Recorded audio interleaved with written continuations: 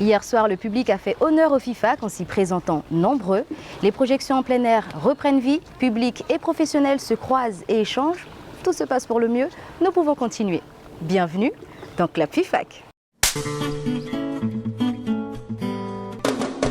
Hier soir, c'était la soirée d'ouverture du FIFAC avec un cocktail offert par la ville de Saint-Laurent-du-Maroni. Il y avait du beau monde, une belle ambiance. Nous sommes allés faire un petit tour, nous aussi.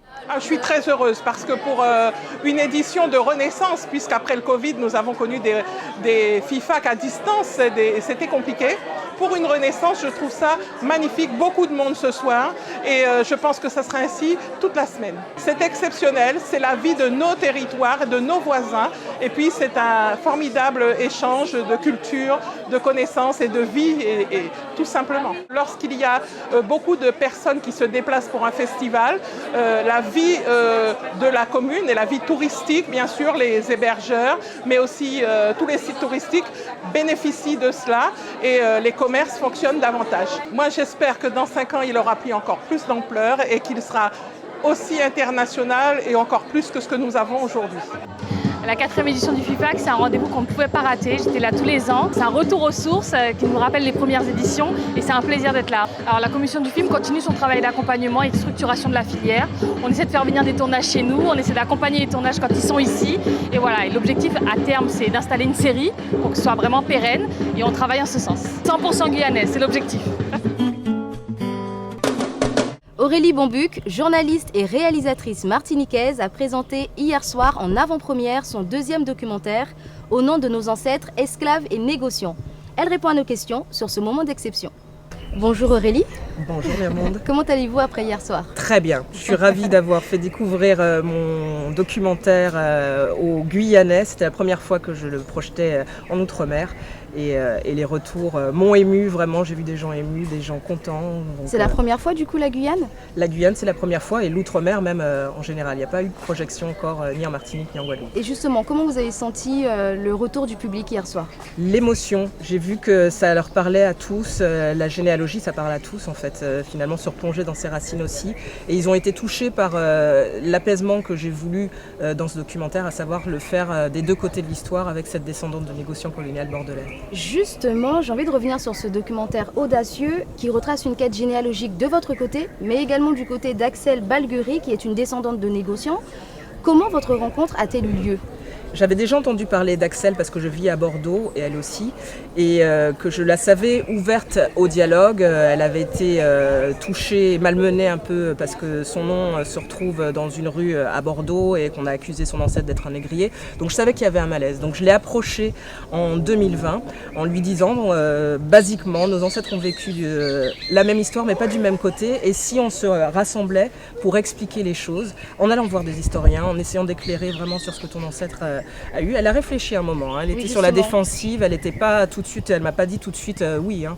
J'ai mis quelques mois pour la convaincre, je suis allée la voir, je lui ai montré tout ce que je voulais faire, les historiens les connaissaient, etc. Elle savait qu'ils avaient travaillé sur sa famille. Et donc voilà, au fur et à mesure, elle s'est ouverte et jusqu'à ce qu'elle me dise oui, allez, on va y aller. Et surtout après, j'ai entendu des gens me dire que certains élus étaient allés voir des gens en leur disant la famille Balguerie, elle a fait sa richesse sur la traite négrière. Pour moi, c'est un coup de poignard dans le dos, quoi. Et c'est quelque chose dont je ne suis pas responsable, quoi. Enfin, je veux dire, si encore on m'accusait de quelque chose dont j'étais responsable, je veux bien. Mais là, ça s'est passé il y a 200 ans. Quelle est la suite de cette aventure, enfin de l'aventure pour ce documentaire? J'espère pouvoir le projeter dans mes îles d'origine, à savoir la Martinique et la Guadeloupe, et que tous les scolaires aussi puissent s'en saisir, parce que je l'ai fait à Bordeaux de temps en temps. Je fais des présentations comme ça dans les collèges parce que c'est au programme enfin, et je suis contente pour mes enfants par exemple, que l'esclavage soit au programme. Et ce documentaire permet de l'aborder de manière un peu plus humaine. C'est pas des chiffres dramatiques, une succession de chiffres dramatiques. C'est à échelle humaine qu'on raconte une histoire de l'esclavage, et c'est une manière plus proche aussi des élèves de mieux comprendre cette histoire. Écoutez, merci beaucoup Aurélie. Merci à vous. Il ne me reste plus qu'à vous souhaiter bonne chance pour la compétition. Merci beaucoup. Memounian, à vos stylos, c'est parti. Tout de suite, c'est l'agenda. Ce soir, si vous vous dépêchez, vous pourrez assister à la projection de Amai de Todas as Lutas à 20h35 au Lavoir au camp de la transportation. Un court-métrage de Susana Lira qui nous vient tout droit du Brésil.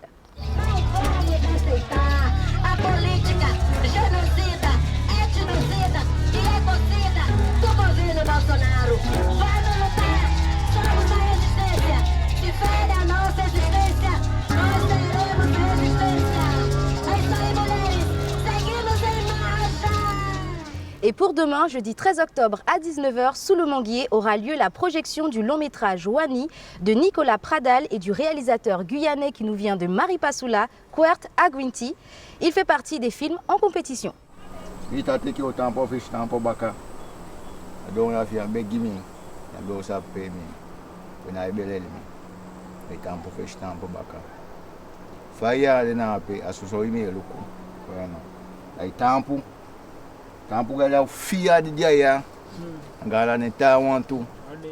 Je vous le rappelle, n'hésitez pas à vous rendre sur le site du FIFAC, www.fifac.com, afin de connaître l'intégralité de la programmation en projection ou en ligne. Guyane, Martinique, Guadeloupe, Mokafezot en Belbo, on se retrouve demain pour un nouveau Club FIFAC.